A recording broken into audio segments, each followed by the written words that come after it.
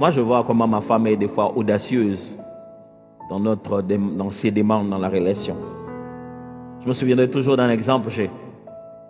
J'ai quitté le bureau, j'ai rentré à la maison, elle avait des gens, elle causait avec des gens. J'arrive, c'était un peu tard déjà, quelques temps avant que le couvre-feu ne commence, et j'arrive. Elle avait déjà prévenu tout le monde, je me sens fatigué. On lui avait déjà dit qu'il y a 2 trucs qui manquaient à la maison. Je me sens fatigué, j'attends seulement mon mari, quand il va venir, il va me conduire là-bas. Et puis les gens qui étaient avec eux disent, il va rentrer certainement fatigué, il ne pourra pas. Franchement, il sera fatigué, on l'a vu prêcher à gauche, à droite, il ne pourra pas. Elle dit, c'est mon mari, il va m'amener là-bas. Donc moi, c'est moi le fameux mari. Et je ne sais rien. Donc j'arrive tout bonnement. J'arrive à la maison, chérie, ça va? Oui, ça va. Je me prépare à laisser la clé là-bas, j'ai faim. Je vais aller à la cuisine. Chérie, attends. Est-ce que tu peux pas me déposer là-bas au supermarché pour que je puisse... J'en ai marre, j'ai pas envie de conduire. Il dit, chérie, que je mange d'abord, non? Elle dit, non, si tu manges, ce sera le couvre-feu. Je dis, ok, on y va. Elle dit, tu vois, je vous avais dit quoi?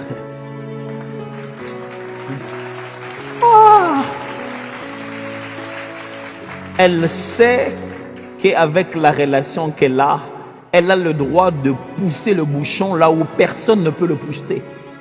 La prière véritable basée sur cette audace-là qui s'appelle la foi. Jésus a dit, il faudra utiliser la relation au maximum. Je me souviens, ces débats que j'ai de temps en temps avec ma femme, c'est là qu'on se rend compte chacun étudié dans une école différente. Moi, j'ai des chants quand je chante comme ça, le chant quand on était petit, on a appris à l'école. Moi, les choses que j'ai dit, elle ne dit pas ça, quoi. Moi, quand je dis Opa Kamana, Opa Kamana, Opa, Opa, Opa, qui n'a pas chanté Opa Kamana? Il y a des gens qui chantent jusqu'aujourd'hui Opa Kamana. Et puis, c'est elle qui dit Opa camarade, Opa camarade. Je dis non. Dans votre école, il y avait des camarades dans la chanson? Nous, on a toujours dit Opa Kamana, on n'a jamais su si ça voulait dire quoi. Le pire, c'était le jour où moi je chantais Compagnon, petit José, compagnon, petit José, Pangala, Pangala, qui n'a pas chanté Pangala, Pangala, petit José? Alors elle se met à chanter Accompagnons, petit José, accompagnons, petit José, par là, petit José. Je dis, mais votre petit José, il s'est perdu. C'est une longue histoire comme ça. Nous, c'était juste compagnon.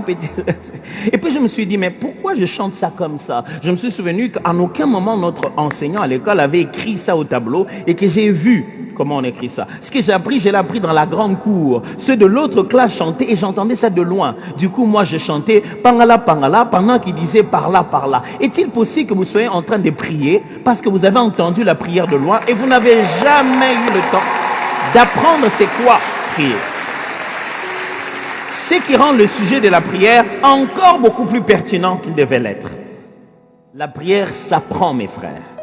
Les disciples sont allés voir Jésus et lui ont dit, apprends-nous à prier. Mes amis, ne vous dites pas que puisque vous avez dit, je te reçois Seigneur Jésus, je suis devenu enfant de Dieu, dès que tu viens à l'église, tu sais prier. Non, c'est faux. La prière s'apprend. Je ne dis pas ça s'apprend que par le Saint-Esprit, alléluia. On n'a pas besoin d'apprendre, l'onction elle-même nous apprendra. Non. La prière s'apprend. Écoutez ce qu'il dit. Apprends-nous à prier comme Jean l'a appris à ses disciples. Il appartient, le processus de disciple-là, ce n'est pas juste pour faire baptiser quelqu'un. Il y a aussi lui apprendre à prier. Ne sous-entendez pas que votre fréquentation d'une assemblée est une garantie de votre façon de prier. Parce que je vais beaucoup dans l'église, je vais tellement plusieurs fois à l'église, dans les réunions d'intercession, vous êtes peut-être en train de très bien mimer comment on fait à l'église, mais vous n'avez pas encore appris comment prier. Est-il possible que vous n'avez d'ailleurs jamais appris comment prier? Et avec le temps, vous aurez toujours l'impression qu'il vous manque une chose à ajouter. Ce sera un sacrifice, ce sera plus de jeûne, plus de jours de prière, plus d'éveillés, la façon de prier. Et vous allez tomber dans les évocations des esprits de façon incantatoire. Parce que vous pensez qu'il faut ajouter quelque chose au niveau humain pour influencer les divins. Mes amis, la prière s'apprend. Et j'ai une question pour vous. Avez-vous appris à prier? Non, moi j'ai juste prié comme ça. Je suis en train de vous dire bien sûr que l'Esprit vous accompagne dans cela. Vous ne saurez pas demander, il va vous aider dans cela. Mais ça s'apprend, mes frères.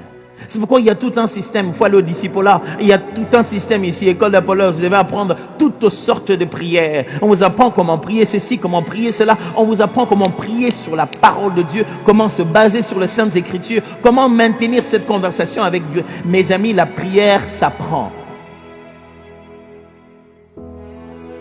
Avez-vous appris à prier? La prière s'apprend parce que la prière est une disposition protocolaire. Si vous ne la respectez pas, vous n'atteignez pas l'objectif. Ok, ce n'est pas parce que vous avez l'invitation de la reine d'Angleterre que vous allez la voir comme vous voulez. Même si vous montez à la porte, j'ai l'invitation de la reine elle-même. Il y a un protocole à respecter, il est strict. Vous n'allez pas la voir, la reine d'Angleterre, parce que vous avez l'invitation tout en portant un shirt. Vous n'entrez pas. Ce n'est pas parce que le Saint des Saints est ouvert et qu'il n'y a plus de limites que vous avez cessé d'être sacrificateur. Le protocole divin existe toujours. L'accès nous est rendu plus disponible, mais il n'y a pas seulement prier, il y a prier de la bonne manière. Et vous priez, vous demandez, vous ne recevez pas parce que vous priez mal. Est-il possible qu'avec, durant tout ce temps, vous avez tellement mal prié? Écoutez-moi bien, on ne sert pas Dieu avec la bonne foi, on le sert avec l'obéissance. Je vais répéter ça. Dieu n'est pas touché parce que nous avons de bonnes intentions. Demandez ça à Uza. Il avait des bonnes intentions de toucher l'arche qui était en train de tomber. Mais il en est mort. Parce qu'il ne lui est pas permis, s'il n'est pas de la race des Lévites, de pouvoir toucher à l'arche. Dieu, quelqu'un est en train d'aider l'arche. Qui vous a dit que Dieu n'allait pas rattraper ça? Il est possible que si vous ne comprenez pas la Bible, vous ne comprenez pas la prière, vous soyez en train d'essayer de faire les choses que Dieu est censé faire. Vous pouvez passer des longs moments à faire le faux, ça ne se transformera jamais en vrai parce que vous avez des bonnes intentions.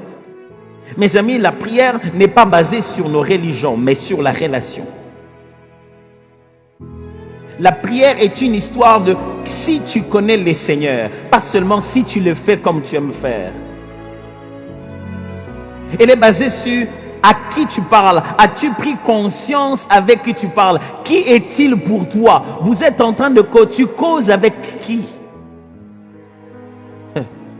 Aujourd'hui, nous avons transformé la prière, la vie de prière en une checklist. Tu veux juste prier pour te dire pendant la journée, est-ce que j'ai prié? Oui. Est-ce que je méditais la prière? Oui. Tu veux juste avoir l'impression de ne pas avoir mauvaise conscience. La prière, je l'avais fait. Oui, je l'avais fait. Mais c'est quel genre de relation où je vis avec ma femme et je dis, ok, est-ce que je lui ai dit je t'aime aujourd'hui? Oui. Est-ce que je lui ai dit qu'elle me manque aujourd'hui? Oui. J'ai envoyé des fleurs? Oui. La relation n'existe plus. Tu es fidèle à ta checklist, puis à ta femme. Et on entend des gens faire ce qu'ils pensent être la bonne forme de la prière sans établir le contact avec la personne. La prière est une histoire de relations et non pas de processus seulement. C'est avec qui tu parles, qui est-ce qu'il représente pour toi. Et Jésus dit, il y a une relation à établir dans la prière. Et c'est le degré de la relation qui détermine ce que ça va donner.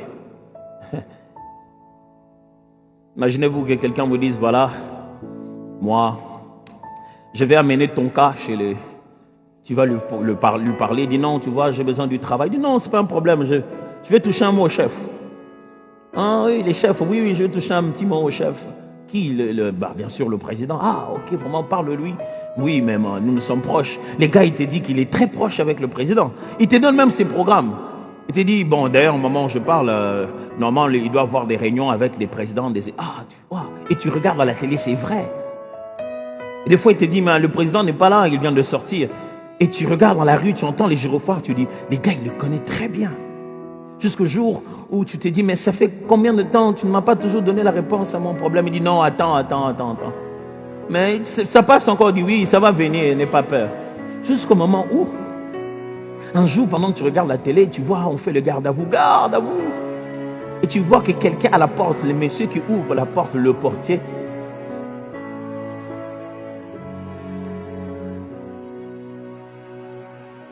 c'est ton gars.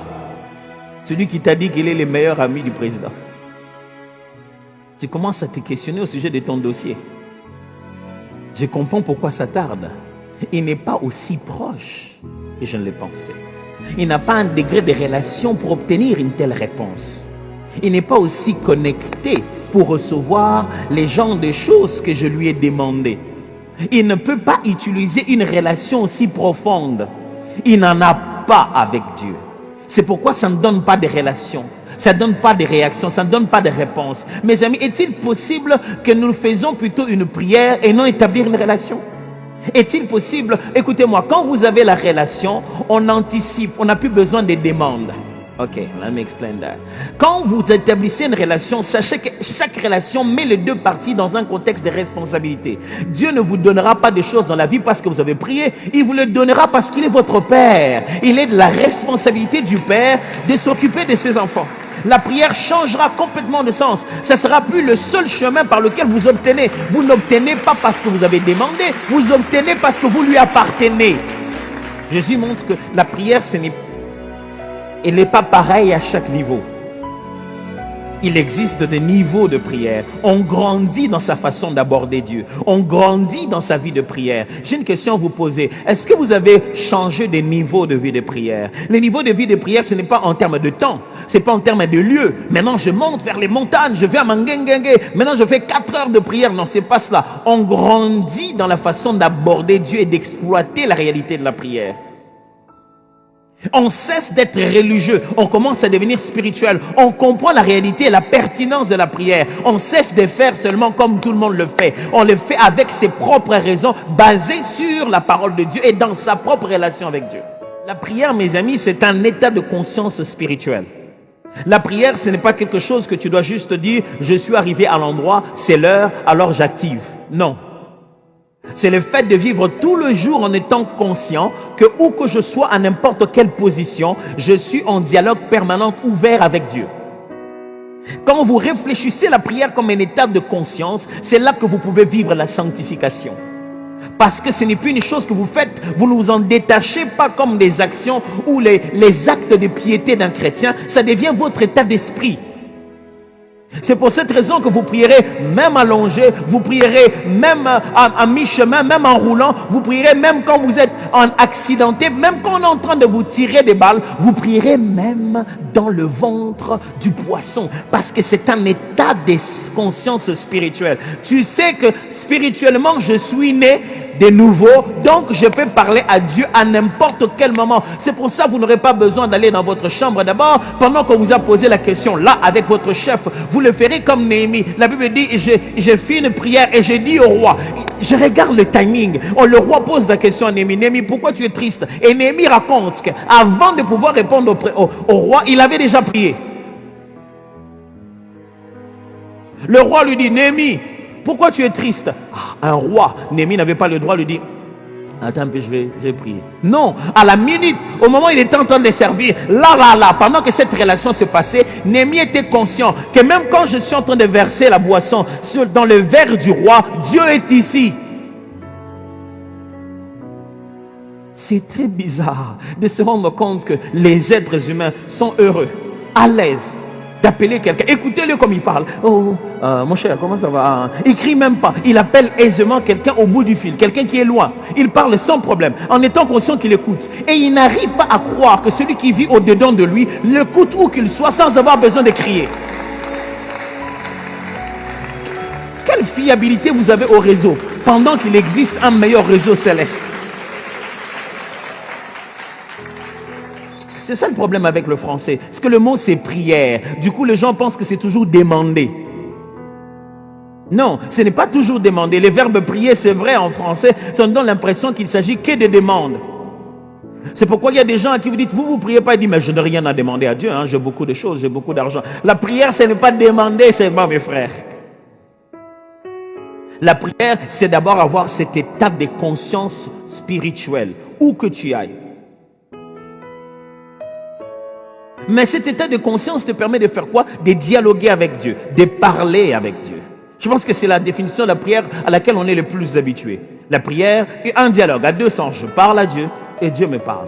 Oui, cet état de conscience te montre que tu as droit de parler avec Dieu à n'importe quel moment, d'échanger avec Dieu, de te faire, de parler et Dieu t'entend. Mes frères, Dieu nous entend. Encore plus, avant même que nous puissions faire finir notre phrase, il connaît les pensées de nos cœurs. Et cet état de conscience nous permet de parler à Dieu où que nous soyons. Mes frères, parlez à Dieu. Il vous entend. Et très souvent, nous les chrétiens, on se dit, pasteur, ces derniers temps, je manque de vie de prière, je ne sais pas pourquoi. Vous savez pourquoi on dit, des fois, je manque de vie de prière, je ne sais pas prier ces derniers temps? C'est parce qu'on veut dire, je ne sais pas prier avec intelligence. Je ne sais pas parler ces derniers temps. Et vous vous rendez compte que vous ne priez pas, mais vous passez toute votre nuit à réfléchir. Vous avez tellement réfléchi, vous avez tellement tourné la tête, mais vous n'avez pas pu prier. Vous êtes devenu lourd dans votre esprit parce que vous n'isez plus de la parole. Et vous commencez à vous dire, ah, vraiment, oh pasteur, je n'ai pas le temps de prier, pasteur, à la maison, il y a trop d'activités. Mon frère, surtout quand vous êtes à Kinshasa, le Seigneur nous a offert gratuitement comme ça. C'est par ironie que je suis obligé de le dire, mais gratuitement, il nous offre des fois 1 heure d'embouteillage dans lequel tu es seul dans ta voiture pour prier. Qui a dit qu'il t'écoute que dans la chambre? Qui a dit qu'il t'écoute que quand tu es à genoux? Tu es dans ta voiture seul et tu ne veux pas prier.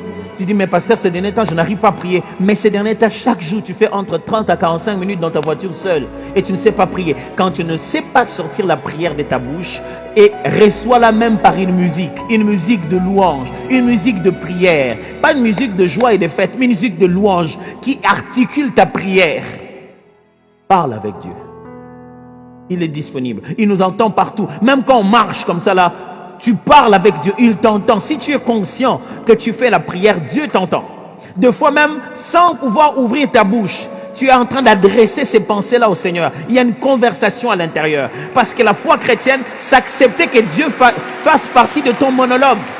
Le monologue interne n'est plus un monologue. C'est devenu toujours un dialogue. Il n'existe plus un moment où une pensée te traverse sans qu'il y ait des témoins. Dieu est là. C'est ce qu'on appelle devenir chrétien. Oh, vous ne m'avez pas compris. Vous ne m'avez pas compris, mes amis. C'est-à-dire que quand vous arrivez quelque part et que vous ressentez une confrontation spirituelle, ne subissez pas. Christ vous a donné tout pouvoir d'imposer sa nature à cet endroit où vous êtes. Vous n'êtes pas sincère. Pasteur, je sens vraiment qu'il y a des esprits. Ils doivent sentir vraiment qu'il y a l'esprit de Dieu en toi maintenant que tu arrives à cet endroit-là.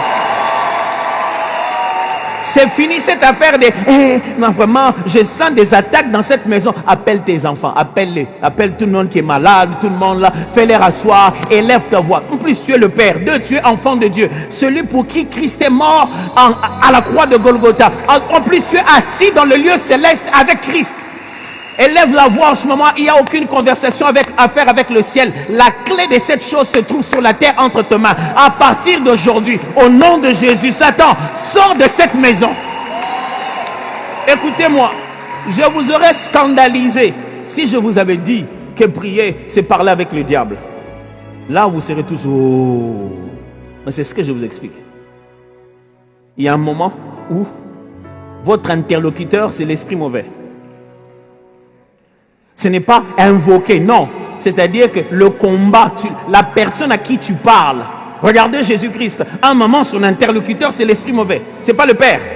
Il ne dit pas, oh Père, afin que l'on sache que c'est toi qui m'as envoyé. Je sais que tu m'exauces toujours. Non, il parle directement à l'esprit mauvais. La Bible dit, il réprimande, il chasse. Il dit, qu'est-ce que tu fais ici? Sors d'ici. Mes frères, quelquefois dans la prière, ce n'est pas à Dieu qu'il faut parler. Dieu te dit, lâche petit. Petit, montre-lui les pouvoirs que je t'ai donnés. D'ailleurs, tu es plus que vainqueur par Jésus-Christ qui nous a aimés.